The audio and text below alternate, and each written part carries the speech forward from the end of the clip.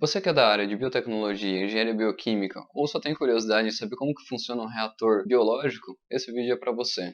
Então, para começar, o que é um reator biológico? A gente define um reator biológico como sendo um reator químico onde ocorrem reações químicas catalisadas por células vivas.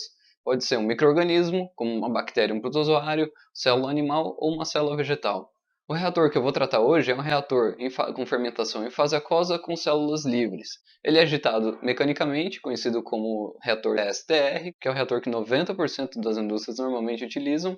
E esse reator ele consiste basicamente em um tanque cilíndrico com relações entre a altura e a largura do tanque de 2:1. A ideia de se agitar o meio de cultivo onde vão ocorrer essas reações químicas pelos micro-organismos é manter as células em suspensão, ter uma troca de calor facilitada e uma boa transferência tanto de nutrientes quanto de oxigênio. E por que se aera o bioreator? Porque nesse cultivo que eu estou trabalhando, são células aeróbicas, ou seja, que consomem oxigênio. Então tem que ter um fornecimento constante de oxigênio para o meio. O reator que eu vou apresentar hoje ele é da marca News Brunswick, modelo BioFlow 110. Ele é um reator que tem uma capacidade de 7,5 litros, só que o volume útil, ou seja, o volume máximo que eu posso ter de reação é de 5,5 litros. Os principais componentes desse reator são o tanque onde ocorrem os cultivos, o sistema de agitação, o sistema de coleta de amostra, o sistema de aeração, o controlador, onde vai ser definido as condições de operação e o controle das bombas, a sonda de oxigênio dissolvido, a sonda de pH, o sensor de temperatura e o condensador para os gases que saem do reator. E também as soluções de ácido e base para a manutenção do pH do meio. Todos esses componentes estão presentes no reator mostrado. Para você que já viu um pouquinho de controle de processos, esse reator ele conta com um controlador tipo PID para pH e oxigênio dissolvido e um controlador tipo cascata para oxigênio dissolvido. Então ele trabalha com a vazão de ar no interior para dentro do sistema e a velocidade de agitação dos impelidores para manter a concentração de oxigênio dissolvido ótima para os micro-organismos. O que esse reator tem de interessante é a possibilidade de troca tanto do tanque, dos agitadores.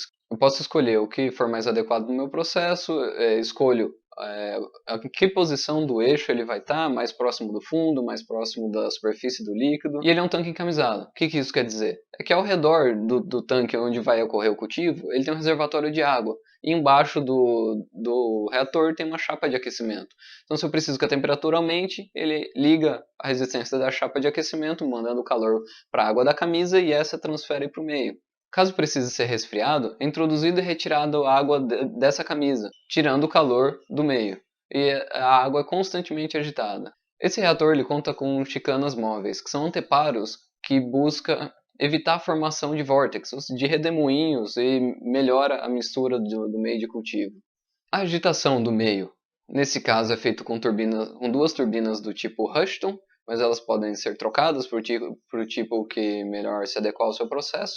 Esse tipo de turbina é de 6 pás planas e o fluxo de meio é radial, então a turbina gira e o meio é jogado para o lado. Como tem a parede do tanque, o movimento que o fluido faz é desse aqui. Ele passa pela parede, vai tanto para cima quanto para baixo, no sentido radial. A aeração é feita por introdução de ar atmosférico, previamente filtrado por membranas de microfiltração, logo abaixo dos impelidores. Então a bolha de ar sobe, ela é quebrada pelo movimento da agitação e é espalhada por todo o meio de cultivo, onde ocorre a transferência de oxigênio para a fase líquida. Esse reator ele é autoclavável, então eu preparo o meu meio de cultivo com todos os nutrientes que o micro-organismo vai precisar ao longo de todo o processo, e eu coloco todo o reator dentro da autoclave, mas isso sem as células, sem as bactérias, que vão ser adicionadas em seguida. Como eu falei, esse reator tem controle de pH e oxigênio. Esse controle ele é feito através dos dados de leitura das sondas, tanto de oxigênio dissolvido quanto de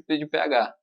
Essas sondas têm que ser calibradas previamente, então eu pego uma solução de pH 4 e pH 7, eu digo para o controlador, esse é um pH 4, esse é um pH 7, então ele vai trabalhar a partir dessa calibração. A mesma coisa com a sonda de oxigênio dissolvido, eu tenho que calibrar ela antes de usar.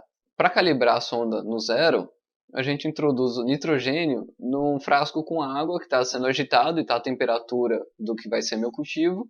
Espero uns 5 minutos para exaurir todo o oxigênio que está ali dissolvido. E digo para o controlador, esse é o ponto zero. Então, para calibrar no 100%, aumento no máximo a minha aeração do meio, a agitação também coloco uma velocidade bem grande. Espero alguns minutos para que tenha transferência de oxigênio da fase gasosa para a fase líquida e digo para o controlador, esse é o ponto de 100% de saturação de oxigênio no meu sistema. Então ele vai trabalhar nesse intervalo, ele vai saber qual é o máximo e qual é o mínimo. O controle do pH, nesse caso, é feito utilizando uma solução de ácido sulfúrico e uma solução de hidróxido de sódio. O controlador vai ler o pH do meio, se tiver, vamos dizer, ácido, ele vai acionar a bomba de base para adicionar gotas no reator. Então ele vai esperar um momento, vai ler de novo, se precisar de uma maior quantidade, vai adicionar novamente a bomba. A coleta de amostra é feita através de um sistema onde eu tenho meu coletor e uma seringa. Puxando o êmbolo da seringa para baixo, gera uma região de baixa pressão, forçando o líquido de dentro do reator para o coletor. O coletor não precisa estar estéreo, só que não pode permitir a volta do ar para dentro do reator. Então o que se faz é colocar um grampo na mangueira de retorno do meio de cultivo, evitando a passagem de ar para dentro do reator. Tanto a velocidade de agitação, o controle do pH, o controle do oxigênio, tudo isso é feito no controlador do reator. Então eu posso definir o meu set point para agitação, se a transferência de oxigênio não está sendo suficiente, se o cultivo está com uma concentração celular muito alta, eu posso aumentar a agitação, posso aumentar a aeração, eu escolho o pH que eu quero para o meu sistema. Então esse é um reator muito versátil. Uma característica interessante desse controlador é que eu posso ter o acesso online aos dados. Então eu tenho um computador do lado do meu reator e a cada segundo são transferidos os dados das sondas. Então eu tenho ali em tempo real velocidade de agitação, pH, oxigênio dissolvido, temperatura do sistema, tudo isso é gerado gráfico e é coletado todos esses dados para análise posterior. Hoje eu mostrei para vocês um pouquinho do funcionamento de um reator biológico agitado e aerado, espero que vocês tenham gostado. Qualquer dúvida ou sugestão é só fazer nos comentários abaixo.